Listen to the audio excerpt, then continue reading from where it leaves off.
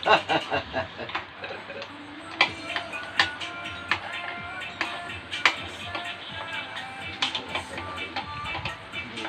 aku baru mau bilang kondisi dulu sih siapa? Iya.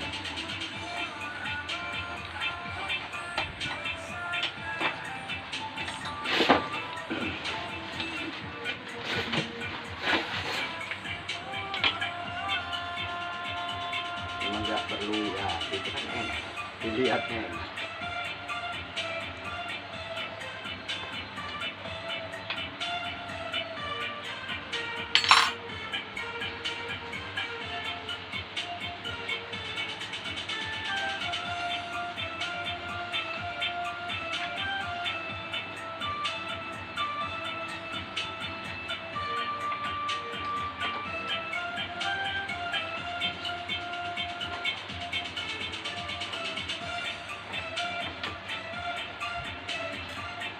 Kami mau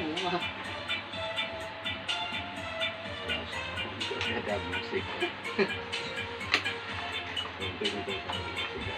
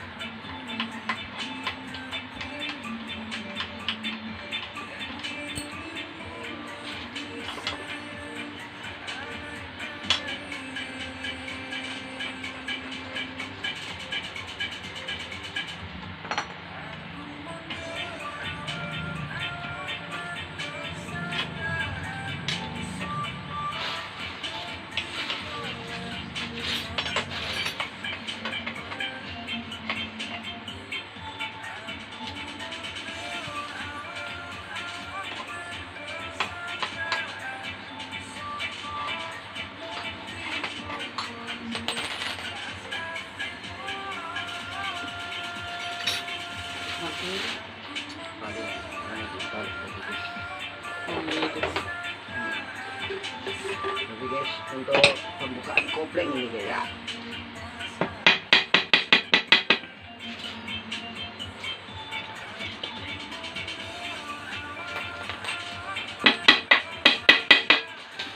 Untuk kopling guys, untuk di sebelah kanan itu tidak ditutup. Ini tidak tidak ini.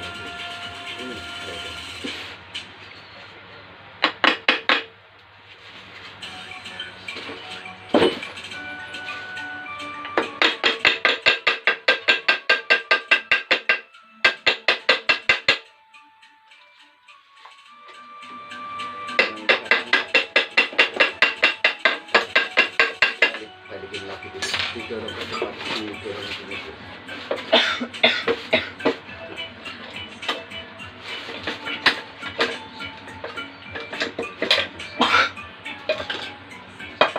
Oke, kopling sudah kita pasang.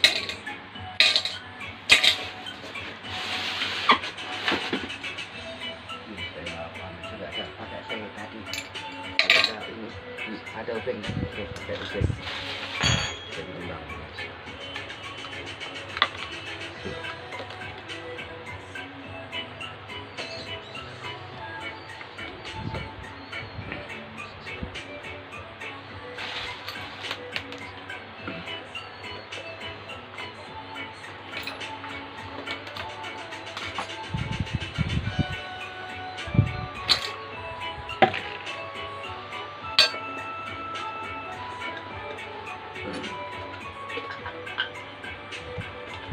Yang di bawah, yang dibilang apa tadi? Pelat apa tadi? Temperatur Ya.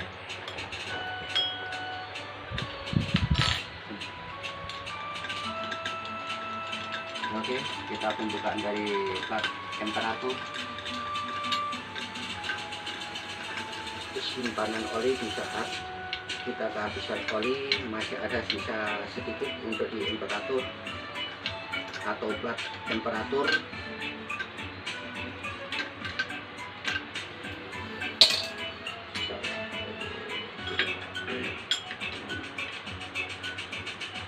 Yes.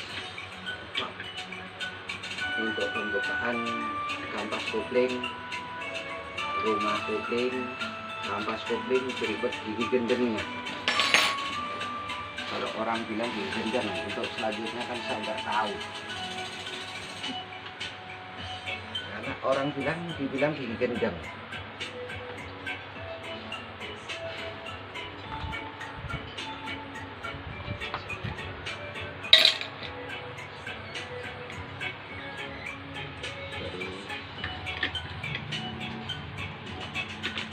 Tetap kita sabar guys, karena hanya manual, karena nggak semua pun punya mesin, punya alat yang canggih. Walaupun nggak punya alat canggih pun kita bisa kerjakan.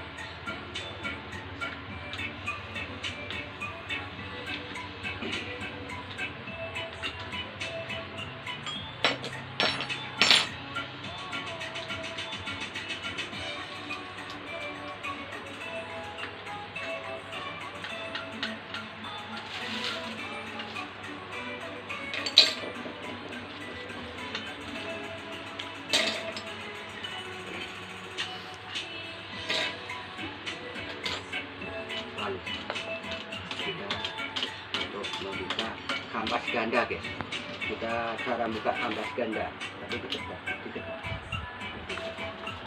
mudah sebetulnya guys, nggak perlu pakai alat yang canggih, nggak perlu pakai alat yang bagus, kita cukup diketok. Ini guys, cara kita tetap hati-hati.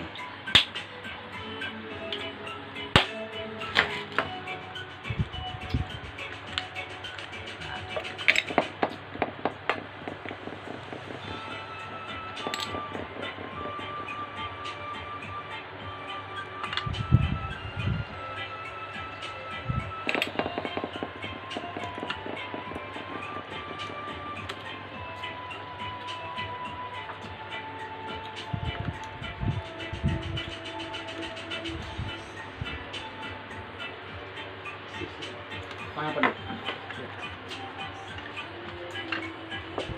Nah, kalau menambah dikocok. Nah ini nih. Ini udah diambil. Kita ambil tagnya dulu sampai tag.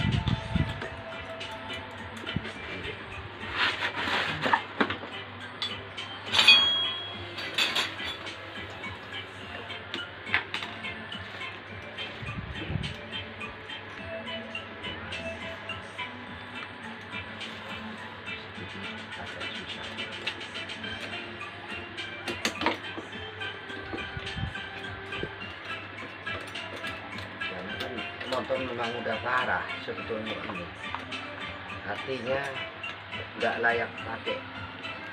Jadi kita siap, apapun bentuknya, apapun motornya kita siap. Artinya jangan hanya motor baru aja yang kita perbarui, yang lama pun kita harus siap.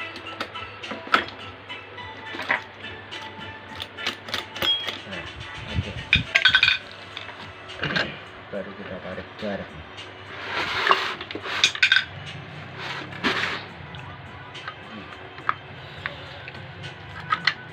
Angkat kampas ganda dulu guys. Ya sedikit agak sulit kan depan belakang.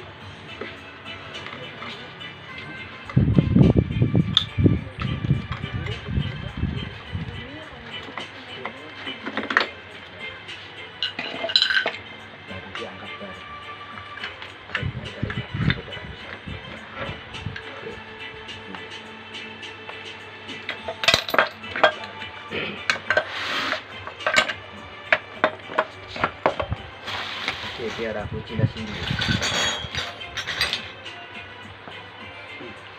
Oke guys, untuk sementara ini memang kampas kopling kita udah dibuka semua dari plat kopling. Oke.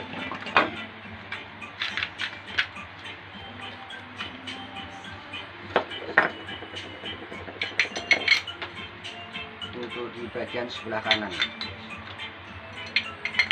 Oke, ini bisa dibilang rumah kopling, dan gigi di bawah ini orang bilang bisa dibilang gigi gendam. Inilah yang saya agak sulit. Sulitnya apa? Masing-masing bisa ngomong ini hanya rumah kopling, tapi ada yang bilang gigi gendam. Jadi untuk positifnya kita bilang gigi gendeng aja lah ya. Artinya kita semua harus pahamin ini gigi gendeng aja. Dan di dalam gigi gendeng ini satu sisi pasti ada yang namanya karet kopling di dalam ini guys. Pasti nggak saya buka. Artinya apa? Kampas kopling yang kita buka atau enggak, ini kan masih bagus. Artinya nggak ada gerakan ke depan atau ke belakang, nggak ada. Berarti otomatis yang namanya karet kopling ini masih bagus. Artinya kita nggak perlu kita bongkar atau kita ganti.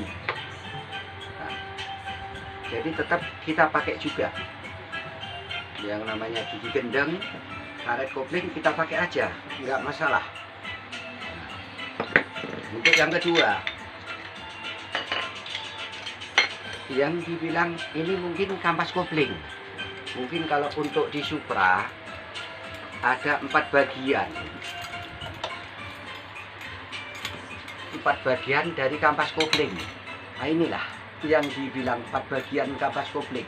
1, oke, saya taruh. 2, oke, saya taruh. 3, oke, 4, saya taruh. Inilah yang dibilang kampas kopling, 4 bagian. Taruhlah 4 piece atau 4 biji. Oke. Di belakang itu masih ada yang namanya plat kopling. Jadi kita harus bisa membedakan mana kampas kopling, mana plat kopling. Nah, kalau ini dibilang kampas kopling 4 bagian. Yang dibilang plat kopling ada 3 bagian untuk di Supra 110. Nah, yang dibilang plat kopling 1, kedua, ketiga, ini yang dibilang plat kopling. Oke. Untuk yang dibilang kaki 4, nih sebetulnya yang dibilang kaki 4.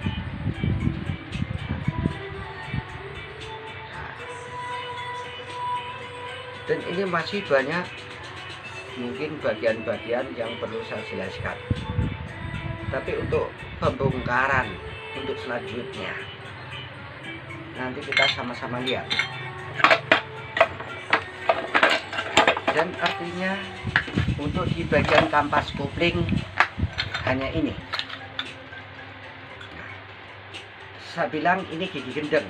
Untuk yang lainnya mungkin kan saya nggak tahu, mungkin dinamakan apa. Tapi yang sementara ini orang-orang dipakai dia bilang gigi gendeng atau rumah kopling. Nah, aku kan nggak ngerti, dia nggak tahu.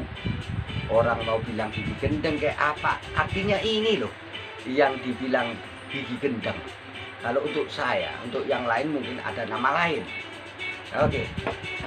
Yang dibilang plat kampas kopling ini yang 4 bagian tadi.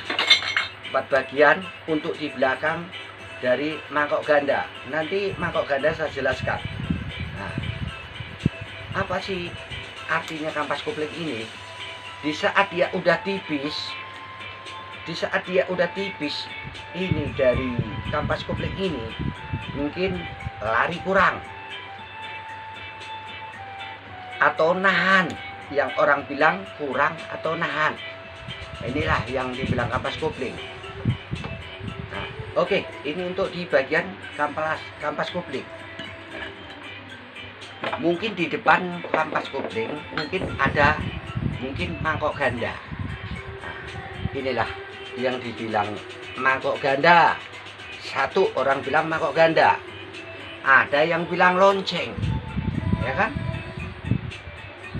Tergantung orang ini mau apa sih sebetulnya. Mau bilang apa? Mau bilang lonceng atau mangkok ganda, itu tergantung, nanti tergantung konsumen. Yang jelas kita sebagai montir harus bisa menjelaskan apa sih sebetulnya mangkok ganda ini kok diganti, apa penyebabnya, apa masalahnya. Nah, masalahnya seperti apa?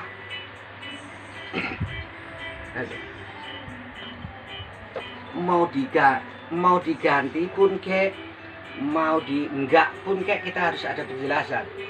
Diganti karena apa, enggak diganti karena gimana caranya, kan gitu.